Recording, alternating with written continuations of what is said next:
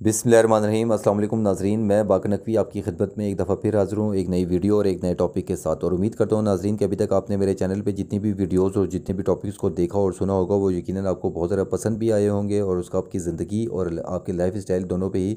Positive impact पड़ा होगा। तो नाज़रीन बढ़ते हैं अब आज के टॉपिक की तरफ। और टॉपिक पे बढ़ने से पहले हमेशा की तरह मेरी आप लोगों से एक छोटी सी रिक्वेस्ट है कि वो लोग जो अभी तक मेरी फैमिली में शामिल नहीं हुए हैं वो सब्सक्राइब और बेल आइकन दोनों के बटन को हल्का हल्का सा क्लिक करके मेरी फैमिली में शामिल हो जाइए, ताकि नई आने वाली हर वीडियो के बारे में आपको बर वक्त पता चल सके। आप यकीन कीजिए नाज़रीन, ये चैनल आपकी ज़िंदगी और आपके मुकद्दर दोनों को बदल के रख देगा, लेकिन उसके लिए शर्त यही है कि आप सब्सक्राइब और बेल आइकन दोनों के बटन को हल्का हल्का सा क्लिक कर दीजिए। अब बढ़ते हैं नाज़रीन अब आज के टॉपिक की तरफ। और टॉपिक का आगाज़ जो है वो एक गाँव के चौधरी साहब की ज़िंदगी के साथ मैं करूँगा। मैं एक गाँव के चौधरी साहब होते हैं नाज़रीन, जब उनकी शादी होती है और वो शादी के बाद बाकायदा तौर पे अपनी अमली ज़िंदगी में एक नया कदम रखते हैं, तो वो उठते बैठते सोते जागते खाते पीते अपनी बीवी को सिर्फ़ और सिर्फ एक ही लेक्चर देते हैं कि मुझे तुमसे सिर्फ़ और सिर्फ बेटा ही चाहिए। खैर कुछ अरसे के बाद इनकी जो बीवी है वो उम्मीद से हो जाती हैं ये, और जैसे ही इनकी बीवी उम्मीद से हो जाती हैं तो चौधरी साहब आस लगा के बैठ जाते हैं कि अब मेरी जायदाद का वारिस आएगा, वो मेरी जायदाद संभालेगा, वो मेरे कारोबार को संभालेगा वगैरह वगैरह। खैर कुछ अरसे के बाद ये अपनी बीवी को हॉस्पिटल लेके जाते हैं ये, और ख़ुद लेबर रूम के बाहर बैठ जाते हैं। थोड़ी देर के बाद नर्स आती है लेबर रूम के बाहर, उसकी गोद में एक कंबल में लिटा हुआ बच्चा होता है, वो चौधरी साहब की गोद में देती है और कहती है चौधरी साहब बहुत बहुत मुबारक हो, अल्लाह ताला ने आपको बेटी जैसी रहमत से नवाजा है। चौधरी साहब बड़ा डिसार्ड होते हैं और दिल दिल में अपनी बीवी को गालियाँ देने लगते हैं कि इस मनहूस औरत की वजह से बेटी पैदा हुई है। खैर ये अपनी बीवी को घर ले आते हैं ये, और घर ला के डांट डपट शुरू कर देते हैं कि तुम इतनी मनहूस हो, तुम्हारी वजह से बेटी पैदा हुई है, तुम एक बेटा पैदा नहीं करके दे सकती, तुम बीमार हो वगैरह वगैरह। इनकी बीवी बड़ा डिसार्ड होती है, बड़ा डीमोटिवेट होती है और ख़ामोश हो जाती है, और जहलत के आगे खामोश रहना ही बेहतर होता है। और ये अपनी बीवी को साथ एक थ्रेट भी दे देते हैं कि ये तुम्हारे लिए लास्ट चांस है, अब अगर तुमने मुझे बेटा नहीं दिया तो मैं तुम्हें तलाक तो नहीं दूंगा मैं, लेकिन तुम्हारे साथ वो करूँगा जो तुम ज़िंदगी भर याद रखोगी। खैर इनकी बीवी बड़ा डर जाती है। कुछ अरसे के बाद इनकी जो बीवी है वो दोबारा उम्मीद से हो जाती है ये, और चौधरी साहब दोबारा से आस लगा के बैठ जाते हैं कि अब बेटा होगा और मेरी जायदाद का वारिस होगा वगैरह वगैरह। खैर कुछ अरसे के बाद अपनी जो इनकी बीवी है वो हॉस्पिटल जाती है वो, और चौधरी साहब जो हैं वो दोबारा से लेबर रूम के बाहर बैठ जाते हैं। और थोड़ी देर के बाद नर्स आती है और वो एक बच्चा जो है वो उनकी गोद में देती है और कहती है चौधरी साहब बहुत बहुत मुबारक हो,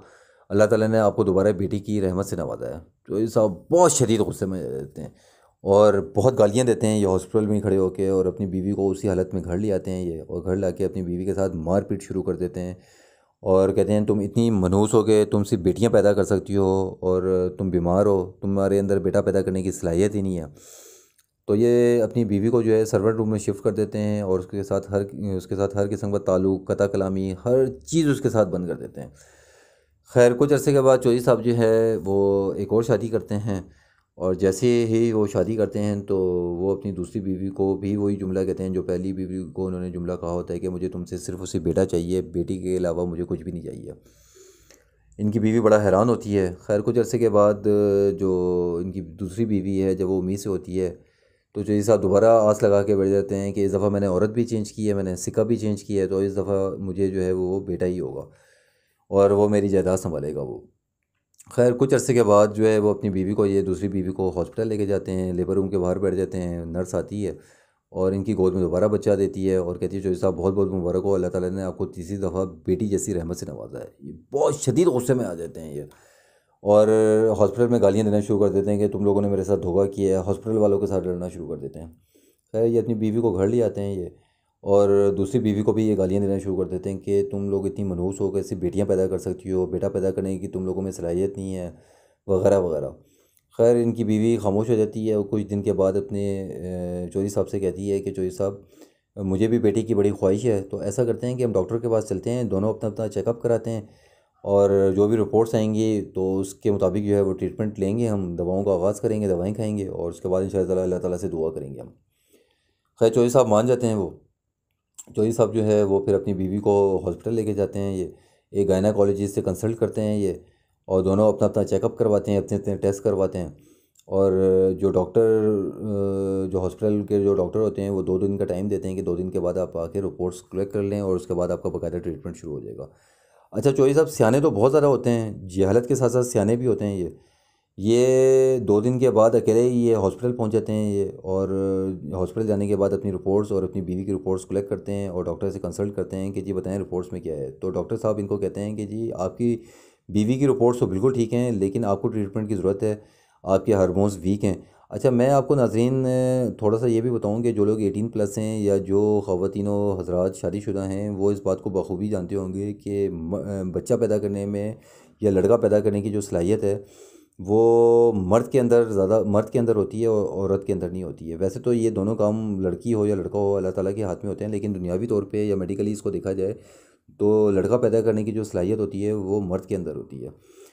खैर चौधरी साहब जो है, जब चौधरी साहब को पता चलता है कि मेरे अंदर ये कमज़ोरी है या मेरे अंदर ये कमी है, तो बजाय इलाज करवाने के ये रिपोर्ट्स ले आते हैं और रिपोर्ट्स को फाड़ देते हैं ये, और घर आके अपनी बीवी को कहते हैं कि मैंने रिपोर्ट्स ले ली हैं, हम दोनों बिल्कुल ठीक हैं, तो हमें इलाज की ज़रूरत नहीं है। खैर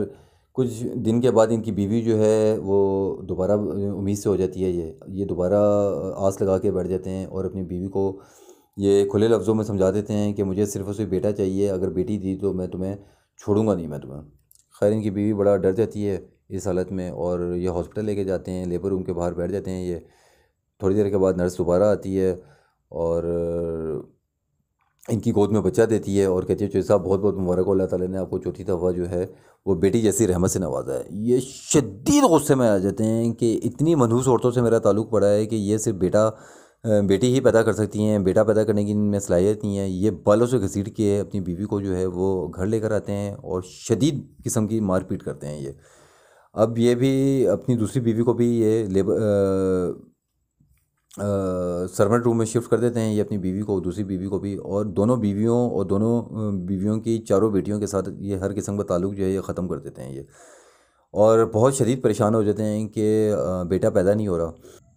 खैर चौधरी साहब एक दिन घर की छत पे बैठे हुए होते हैं और इनकी एक जवान सी नौकरानी इनके लिए चाय लेकर आती है, और चाय दे के जैसे ही वो जाने लगती है, चौधरी साहब उस नौकरानी का हाथ पकड़ के उसको अपने पास बिठाते हैं और बिठा के फ़ौरन कहते हैं कि तुम मुझे बहुत ज़्यादा अच्छी लगती हो, प्यारी लगती हो, मैं तुमसे शादी करना चाहता हूँ। इनकी जो नौकरानी होती है वो बहुत ज़्यादा हैरान होती है और शशोपंज में पड़ जाती है कि ये चौधरी साहब क्या कह रहे हैं, लेकिन साथ साथ खुश भी बहुत ज़्यादा होती है। वो चौधरी साहब को कहती है कि आपका स्टेटस कहाँ और मेरा स्टेटस कहाँ। उसका जो ये जुमला होता है वो चौधरी साहब के जहन में बैठ जाता है, लेकिन चौधरी साहब फिर भी बाज़िद होते हैं कि नहीं, मैं तुमसे शादी करना चाहता हूँ, तुम मुझे बहुत खूबसूरत लगती हो। तो वो लड़की कहती है ठीक है, मैं अपने माँ बाप से पूछ लूँ और 1-2 दिन के बाद मैं आपको बताती हूँ मैं। तो जैसे ही वो जाने लगती है तो चौधरी साहब कहते हैं कि लेकिन मेरी शादी करने के लिए एक शर्त है कि तुम मुझे बेटा दोगी तो मैं तुमसे शादी करूँगा मैं। वो जो इनकी नौकरानी होती है वो कहती है ठीक है, मैं फिर भी अपने माँ बाप से पूछ लूँ और 1-2 दिन के बाद मैं आपको बता दूँगी मैं। ये जो इनकी नौकरानी होती है वो अपने घर आती है, अपने माँ बाप को सारी बात बताती है कि इसी तरह चौधरी साहब ने मुझे शादी का कहा है और शादी से पहले उनको बेटा भी चाहिए। इनके जो माँ बाप होते हैं, इस लड़की के जो माँ बाप होते हैं, वो इंतहाई गरीब और कमर पुरसी की हालत में होते हैं, झुग्गी में रहने वाले होते हैं। वो फ़ौरन कहते हैं ठीक है, हमारे इतने बच्चे हैं, अगर एक बच्ची का नसीब जो है वो तब्दील हो रहा है और उसके फाइनेंशियल हालात भी चेंज हो रहे हैं तो इसमें कोई हर्ज नहीं है बेटी। तो 9-10 महीने की बात है, जैसे ही बेटा पैदा हो जाएगा तो चौधरी साहब के साथ निकाह कर लेना और उनके साथ रहना शुरू कर देना। खैर ये लड़की वापस हवेली में आती है और चौधरी साहब के पास जो है उनको सारी बात बताती है ये, और चौधरी साहब के साथ रहना शुरू कर देती है। उसका उठना बैठना, खाना पीना, सोना रहना, सब कुछ जो है वो चौधरी साहब के साथ होता है। और कुछ अर्से के बाद ये लड़की भी उम्मीद से हो जाती है, और जब ये चौधरी साहब जो है इस लड़की को हॉस्पिटल लेके जाते हैं तो ये दोबारा उसी स्टूल के ऊपर बैठ जाते हैं ये, और बड़ा डिसार्ड होते हैं कि जब 2 बीवियों ने मुझे 4 बेटियां दी है तो ये नौकरानी जो है ये मुझे क्या खाक बेटा देगी। इतनी देर में नर्स आती है और नर्स आके इनकी गोद में जो है वो बच्चा देती है और कहती है चौधरी साहब बहुत बहुत मुबारक हो, अल्लाह ताला ने आपको बेटे जैसी नेमत से नवाजा है और 5 ही दफ़ा में अल्लाह ताला ने आपकी सुन ली और आपके यहाँ बेटा पैदा हुआ है। चौधरी साहब इंतहाई खुश होते हैं, इंतहाई खुश होते हैं। पूरे हॉस्पिटल में मिठाइयाँ तकसीम करवाते हैं, घर आते हैं, पूरी हवेली में, पूरे गाँव में मिठाइयाँ तकसीम करवाते हैं, और अपनी जो इनकी नौकरानी होती है उसको भी घर लेकर आते हैं, उसको भी खूब जो है उसकी खातिर मदारत करते हैं, और दोनों बीवियों के पास जाते हैं और कहते हैं देखो ये औरत होती है कि जिसने मुझे बेटा दिया है। उन अपनी बीवियों को भी बहुत लान तान करते हैं ये। खैर महीना 1.5 महीने के बाद जब इनकी नौकरानी रिकवर हो जाती है तो वो चौधरी साहब से डिमांड करती है कि जी आप अपनी कमिटमेंट पूरी करें और मेरे साथ निकाह करें ताकि हम अपनी ज़िंदगी को आगे बढ़ाएं। चौधरी साहब के जहन में वही जुमला आ जाता है कि तेरा स्टेटस और मेरा स्टेटस कहाँ हो, तुम्हारा स्टेटस कहाँ हो। चौधरी साहब जो है फ़ौरन गुस्से में आ जाते हैं और उसको कहते हैं कि तूने अपनी औकात देखी है, मैं तुझ जैसी औरत से शादी करूँगा, मैं चौधरी और तेरी तो ज़ात तक का नहीं पता। यहाँ पे उस नौकरानी की और चौधरी साहब की हाथापाई हो जाती है और शदीद किस्म की हाथापाई होती है। और चौधरी साहब जो हैं वो उसको अपने नौकरों से धक्के देके बाहर निकलवा देते हैं और अपने लड़के जो नाजायज़ उनका लड़का होता है इसकी परवरिश करना शुरू कर देते हैं। और इस लड़के की परवरिश के लिए और उसकी लुक आफ्टर के लिए वो एक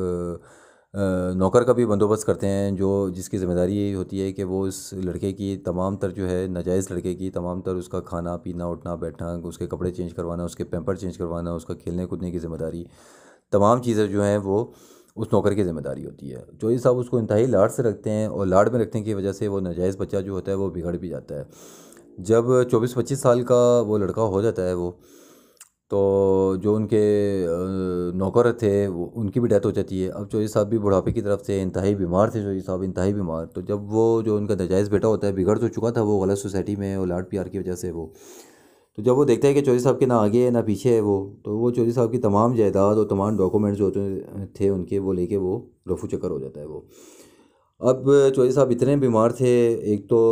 उनको ये सदमा था कि वो जो इनका बेटा है नाजायज़ बेटा वो तमाम जायदाद लेके भाग गया है और उनका साथ छोड़ के चला गया है, मैं अकेला रह गया हूँ। मैं एक तो ये सदमा था, फिर मैं गरीब हो गया हूँ, दूसरा सदमा ये था। खैर चौधरी साहब अपनी पहली बीवी के पास जाते हैं और उसको सारी बात बताते हैं और उसको कहते हैं कि मैं बहुत ज़्यादा बीमार हूँ, मैं मुझे तुम लोगों की ज़रूरत है मुझे। उससे माफ़ी मांगते हैं। अब जो उनकी पहली बीवी होती है और उनकी बेटियाँ होती हैं वो उनकी माफ़ी एक्सेप्ट नहीं करती हैं और चौधरी साहब को वो बाहर निकाल देते हैं अपने घर से कि जी हमारा आपसे किसी किस्म का कोई ताल्लुक़ नहीं है और हम आपसे कलाम तक नहीं रखना चाहते। अब चौधरी साहब अपनी दूसरी बीवी के घर जाते हैं और दूसरी बीवी को भी वो सारी बात बताते हैं वो कि इसी तरह बेटा था वो भाग गया वो। तो यहाँ पे भी उनको वही सुनने को मिलता है कि जी हमारा आपसे कोई ताल्लुक़ नहीं है, जब आपने ज़िंदगी भर हमें नहीं पूछा, अब जब आप बीमारी की हालत में हैं और आपको किसी की ज़रूरत है तो अब आप हमारे पास आ गए हैं अपनी तीमारदारी के लिए। तो इनकी जो दूसरी बीवी होती है और बेटियाँ होती हैं वो भी इनको घर से बाहर निकाल देते हैं। चौधरी साहब इसी कमर पुरसी की हालत में, इस बीमारी की हालत में घर से बाहर आ जाते हैं और रोड पे चलना शुरू कर देते हैं। जब ये रोड पे चल रहे होते हैं तो ये देखते हैं कि सामने से एक बूढ़ी सी औरत सर पे लकड़ियाँ उठाए आ रही होती है। जैसे ही ये दोनों करीब आते हैं तो दोनों एक दूसरे को पहचान लेते हैं कि ये वही नौकरानी है, जो साहब पहचान लेते हैं कि ये वही नौकरानी है जिसके साथ मैंने धोखा किया था। खैर वो नौकरानी जो थी वो चौधरी साहब को घर ले आती है, वो चौधरी साहब का बहुत ज़्यादा ख्याल रखती है और चौधरी साहब उसको बताते हैं कि इस तरह मैं गरीब हो गया हूँ, मैं बेटा जो है वो धोखा दे के चला गया, नाजायज़ बेटा था वो और मैंने उसकी बहुत परवरिश की लेकिन गलत सोसाइटी की वजह से वो छोड़ के चला गया। खैर वो जो जो इनकी नौकरानी होती है वो बहुत ज़्यादा इनका ख्याल रखती है, खातिर मदारत करती है अपने घर में और चौधरी साहब को कहती है कि चौधरी साहब तब तो आपने मुझसे निकाह नहीं किया था, अब आप करीबुल मर्ग हैं, अब आप मुझसे निकाह कर लें ताकि ये है कि आपको कब्र में भी सुकून हो और मुझे ज़िंदगी में भी मुकाम हासिल हो सके। तो फ़ौरन जो है वो मौलवी साहब आते हैं और इनका निकाह हो जाता है और उसके आधे पौने घंटे के बाद चौधरी साहब की डेथ हो जाती है। खैर कुछ अरसे के बाद जो वो नौकरानी थी उसकी भी डेथ हो जाती है। खैर नाज़रीन, इस स्टोरी को बताने का मकसद ये है कि बेटा हो या बेटी हो, ये दोनों पावर्स जो हैं ये अल्लाह ताला के हाथ में होती हैं और अक्सर औक़ात ऐसा भी देखने में या सुनने में आया है कि अल्लाह ताला ने लास्ट टाइम पे जीन्स चेंज कर दी। तो अल्लाह ताला हर शय पे कादिर है। आप लोग सिर्फ़ और सिर्फ अल्लाह ताला से दुआ करें कि अल्लाह ताला आपको जो औलाद दे रहा है वो ज़हनी और जिस्मानी तौर पे बिल्कुल तंदुरुस्त हो। और बेटा होना या बेटी होना अगर हमारे हाथ में हो तो आप यकीन कीजिए कि आपको ज़िंदगी में हर जगह पे सिर्फ़ और सिर्फ आपको बेटे ही नज़र आएंगे, कहीं पे भी आपको बेटी नज़र नहीं आएगी। गली गली, मोहल्ले मोहल्ले, घर घर, शहरों में, मुल्कों में, कहीं पे भी आपको किसी भी किस्म की कोई औरत आपको नज़र नहीं आएगी, सिर्फ़ और सिर्फ आपको बेटे ही नज़र आएंगे। तो आपको बताने का मकसद ये है कि बेटी हो या बेटा हो, आप दोनों से बहुत ज़्यादा प्यार करें और उनकी अच्छी परवरिश करें, उनका अच्छा नसीब मांगें। सिर्फ ये नहीं है कि बेटा होगा तो आपकी नस्ल आगे चल सकेगी, ठीक है नस्ल आगे चल सकेगी, लेकिन आपको ये भी बताऊँ कि जो बेटियाँ होती हैं वो आपके जनाजे की रौनक होती हैं। बेटा जो है वो तो अपनी शादी के बाद जो है बीवी और बच्चों को होकर रह जाता है, लेकिन जो बेटियाँ होती हैं वो ज़िंदगी के किसी मोड़ पे भी अपने माँ बाप को अकेला और तनहा नहीं छोड़ती हैं। और ज़िंदगी में और दुनिया में ऐसी बहुत सारी एग्जांपल्स देखी हैं कि बेटे जो है वो छोड़ के चले गए हैं अपनी बीवी और बच्चों को लेके और उनका सहारा जो है वो बेटियाँ ही बनी हैं। 100% मिसालें भी ऐसी नहीं होती हैं, लेकिन 70% मिसालें जो हैं वो हमने ये देखी हैं कि जो बेटे हैं वो दगा कर जाते हैं। तो बहरहाल दगा करें या ना करें, आप बेटा हो या बेटी हो दोनों को आप बराबरी के हकूक़ दीजिए, क्योंकि बेटा होना या बेटी होना ये हमारे बस की बात नहीं है। ये तमाम पावर्स और तमाम अथॉरिटीज़ जो हैं ये अल्लाह ताला के हाथ में है। उम्मीद करता हूँ नाज़रीन आज की वीडियो आपको बहुत ज़्यादा पसंद आई होगी और नई आने वाली वीडियो और नए आने वाले टॉपिक तक के लिए मुझे इजाज़त दीजिए। अपना बहुत ज़्यादा ख्याल रखिएगा। और दुआ में याद रखिएगा। खुदा हाफिज़।